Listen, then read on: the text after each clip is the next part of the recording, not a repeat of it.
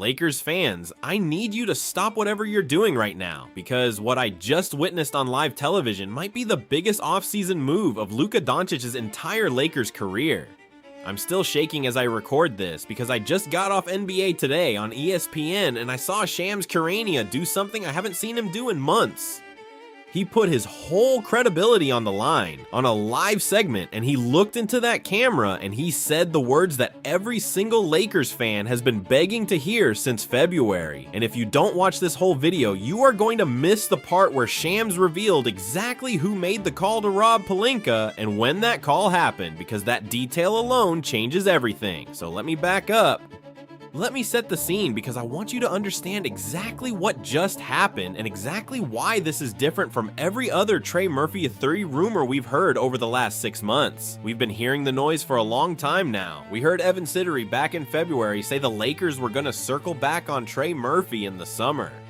We heard Eric Pincus over at Bleacher Report draw up that wild trade package with Jared Vanderbilt and Jake LaRavia and Dalton Knecht and Adu Thiero and the 25th pick and 2 unprotected firsts in 2031 and 2033. We heard all the rumblings about the Pelicans finally being willing to listen this offseason after they fell to 26 and 56 and brought in Jamal Mosley as the new head coach. But none of that was confirmation. None of that was an insider standing on national television and saying it's happening. And tonight, that's exactly what we got. Tonight, Shams Charania said it's happening. And the way he said it, Lakers fans, you need to understand the way he said it. Hey, what's up everyone? Real quick before we get into everything, that like button is literally what determines if this reaches hundreds or thousands of fans. Takes 1 second, but makes a huge impact on the channel's growth.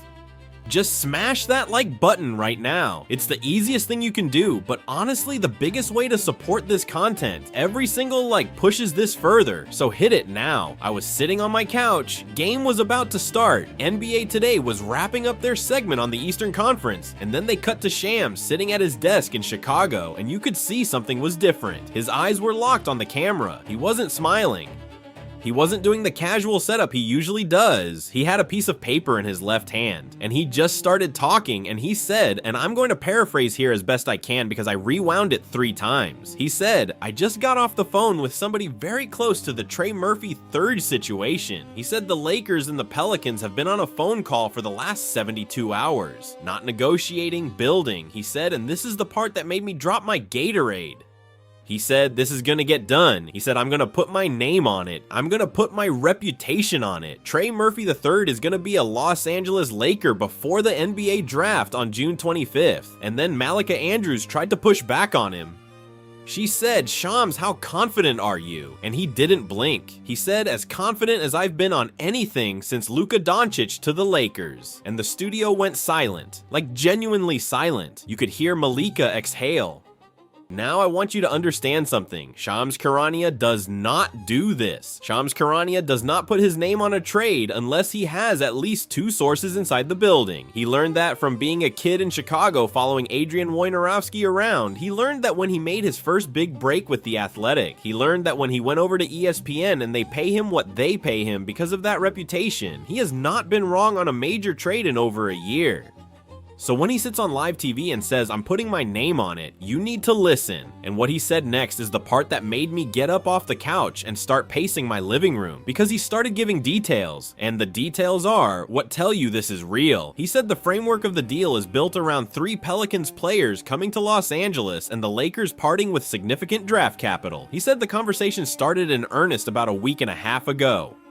He said Rob Pelinka and the new Pelicans front office under Joe DeMars have been talking almost daily, and then he said the part that nobody saw coming. He said Luka Doncic called Trey Murphy personally. He said Luka picked up the phone 2 weeks ago and told Trey, I want you here. I need a wing. I need a guy who can shoot off my passes and defend the other team's best wing and run with me in transition. And Shams said Trey was floored.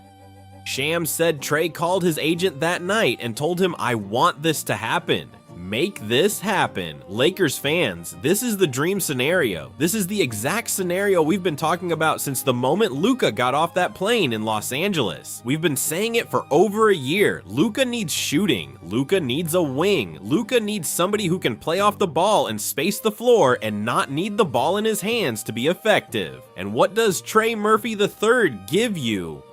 He gives you a 6'8" forward who just averaged 21.5 points per game on 47% shooting from the field and shooting over 37% from 3 on nearly 9 attempts per game. He gives you a guy who can guard 1 through 4. He gives you a guy who is 26 years old in the prime of his career on a contract that pays him $27 million this year and steps up to 31 in the final year. That is team-friendly money in this new NBA. That is the kind of contract that allows you to keep Austin Reeves and re-sign LeBron and still have a championship caliber roster. But it gets better, and this is the part where I need you to really pay attention, because this is the part that nobody is talking about yet, and Shams hinted at it on the broadcast. He said the framework of the deal is going to include Herb Jones and Yves Missi. Did you hear me? Herb Jones.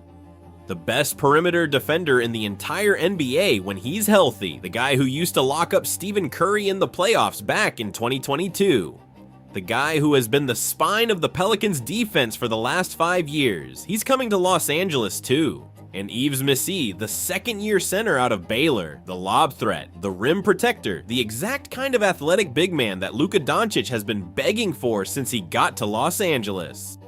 We've all watched the Mavericks send Luka to the finals in 2024 with Daniel Gafford and Derek Lively and Dwight Powell catching lobs all night. And now you're telling me Luka is about to get that same kind of lob threat in Yves Missi alongside Trey Murphy and Herb Jones.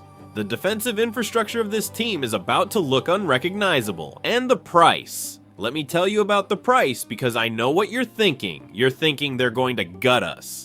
You're thinking Pelinka is about to give up Austin Reeves. Pelinka is about to give up the entire future. Stop, take a breath, because Shams said the framework that they're working on does not include Austin Reeves. Let me say that again. The framework Shams reported does not include Austin Reeves. The Lakers are sending out Jard Vanderbilt, Jake LaRavia, Dalton Knecht, Adao Thero, the 25th overall pick in this year's draft, and unprotected first-round picks in 2031 and 2033. That's it. That's the price. You keep Luka, you keep Austin Reeves, you keep LeBron James if he decides to come back for one more run, and you add Trey Murphy III, Herb Jones, and Yves Missi to the rotation. This is not a trade. This is highway robbery in broad daylight. Now I want to address the elephant in the room because I know some of you are going to comment under this video and say, but it's not done yet, it hasn't been announced. Why are you getting so excited? And I want to tell you exactly why. Because I've been doing this long enough now. I've been following the Lakers long enough now. I've been watching Shams Charania long enough now to know the difference between a rumor and a report. A rumor is when Mark Stein writes a column on his Substack speculating about what might happen. A rumor is when Brett Siegel over at Clutch Points throws out a mock trade. A rumor is when a fake account on Twitter says they have a source inside the building. A report is when Shams Charania, with his name and reputation and ESPN contract on the line, sits on national television and says, "I'm putting my name on this." That's not a rumor, that's a leak from inside the building. That's a leak that somebody from either the Lakers front office or the Pelicans front office wanted out there. And the reason it's out there now, the reason Shams broke it tonight specifically, is because the deal is far enough along that one of the two sides wants the public to know it's coming. That's how this works. And the timing tells you everything. The NBA draft is on June 25th. The new league year starts July 1st. Joe DeMars over there in New Orleans has a roster that just finished 26-56. He has a brand new head coach in Jamal Mosley, who was just hired to oversee a rebuild. He has Zion Williamson with 2 years and $87 million left on his deal and a body that everybody in the league has concerns about. Joe DeMars needs draft picks. Joe DeMars needs young players. Joe DeMars needs to give Jamal Mosley a runway to actually build something. And what does the Lakers offer give him? 2 unprotected first-round picks in 2031 and 2033. Those are LeBron James end-of-career picks. Those are post-Luka prime picks. Those could be top 5 picks. Those could be franchise-altering picks. Plus, you've got Jard Vanderbilt who can still play and is on a movable contract. You've got Jake LaRavia and Dalton Knecht and Otto Thero, 3 young players who are still developing. You've got the 25th pick this year. That's a haul. That's a real haul for a team that just won 26 games and is starting over. Now let's talk about what this means for the rotation, because this is where I really start getting excited. You imagine a starting 5 next year of Luka Doncic, Austin Reeves, Trey Murphy III, Herb Jones, and either DeAndre Ayton or Yves Missy. Look at that on paper. Look at that defense. Herb Jones can lock up the opposing team's best wing. Trey Murphy can take the secondary wing assignment. Austin Reeves can pick up the point guard. Luka can hide on whoever the opposing center is. And you have rim protection behind it all from Missy. That is a top 5 defense overnight. That is a defense that can compete with the Thunder. That is a defense that can compete with the Nuggets if they ever get healthy. That is a defense that can win playoff games against any team in the Western Conference. And offensively, oh my goodness, offensively, Luka Doncic now has 3 legitimate 3-point shooting threats around him every single possession. Austin Reeves can run the second unit. Trey Murphy can space the floor in the corners and run off screens just like Steph Curry. Herb Jones can cut to the basket. Missy can roll. The pick and roll opportunities with Luka and Missy are going to be a problem for every defense in the league. Trey Murphy averaged 3.8 assists per game last year. He's not just a shooter, he's developing into a secondary playmaker. He had multiple 40-point games last year. He had games where he was the best player on the floor for the Pelicans. Now you put that guy on a team where he's the 3rd option behind Luka Doncic and Austin Reeves. He's going to feast. He's going to have the best season of his career. He's going to be an all-star. And here's the other thing nobody is talking about. Trey Murphy's contract is up at the end of the 2028-2029 season. He's going to be 29 years old. He's going to be coming off 3 or 4 years of playing alongside Luka Doncic, who is going to be in the absolute prime of his career. Imagine being Trey Murphy. Imagine getting drafted at number 17, going to a Pelicans team that's a mess for 5 years, and then suddenly getting traded to a Lakers team with Luka Doncic as your franchise player. That's a dream come true for him. That's why he picked up the phone when Luka called. That's why he told his agent to make it happen. He wants this just as bad as we want it. Now, there's one more piece. And this is what Shams ended his segment on, and this is the part that really blew me away. He said sources are telling him that the Lakers are also exploring a separate move at the center position. He said even with Yves Missy coming over in the Murphy deal, the Lakers want a veteran center to start. He floated Walker Kessler in Utah. He floated Jarrett Allen if Cleveland decides to make changes after the Eastern Conference Finals loss. He said the Lakers are not done. He said when this Trey Murphy III deal gets done, and he said when not if, the Lakers are going to immediately pivot to upgrading the center position.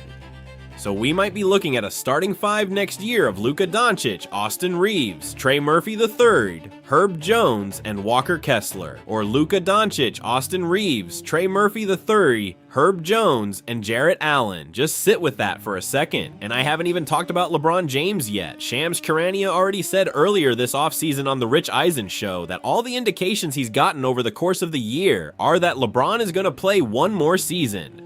That's another insider report with his name on it. That's another thing Shams said with his credibility. So now you're looking at a team that has LeBron James coming off the bench. Maybe playing the 4 next to Trey Murphy and Luka in some lineups. Maybe being the closer when you need a bucket in the 4th quarter. LeBron James as a 6th man on a team with Luka and Austin Reeves and Trey Murphy and Herb Jones is the most terrifying second unit in the entire NBA. I want to be careful here because I know some of you are going to say I'm getting ahead of myself, and maybe I am, but you didn't see what I saw tonight on NBA Today. You didn't see Shams Charania put his name on this. You didn't see Malika Andrews go silent. You didn't see the way his voice didn't waver. You didn't see the piece of paper in his hand. This is happening. I'm telling you it's happening. The framework is built. The phone calls have been made. Luka has personally recruited the player. The Pelicans are motivated to move on. The Lakers have the assets. The draft is coming up, the timing is right, the stars are aligned. This is happening before June 25th, and listen, if you've made it this far in the video, please hit that subscribe button, smash the like button, drop a comment below telling me what you think the starting lineup is going to look like when this is all said and done. Because I have a feeling we're going to be making a lot more of these videos in the next 3 weeks. I have a feeling Shams Charania is about to break this trade for real, and we're going to be celebrating together. I have a feeling Rob Pelinka, after years of being criticized for being too cautious, after years of being told he's not aggressive enough, is finally about to make the move that puts this Lakers team back in the championship conversation. And I have a feeling Trey Murphy III, in his first game at Crypto.com Arena in a purple and gold uniform, is going to drop 30 points, and we're all going to lose our minds together. Joe DeMars knows what he has to do. Rob Pelinka knows what he has to do. JJ Redick is sitting in his office right now drawing up plays for a starting lineup with Luka Doncic, Austin Reeves, Trey Murphy III, Herb Jones, and a real center. The Lakers haven't had a wing this good since prime Kawhi Leonard was on the other side of the city. The Lakers haven't had a defensive infrastructure this good since the bubble run. The Lakers haven't had this much shooting around their best playmaker since Luka was with Kyrie in Dallas. This is the move. This is the trade that changes everything. And Shams Charania on live television, with his name and his reputation on the line, just told us it's happening. Lakers fans, we are so back. We are so back. Drop a like, drop a subscribe, drop a comment, and let me know what you think. Because the next 2 weeks are going to be the most important 2 weeks of the entire offseason, and we are going to live through every second of it together.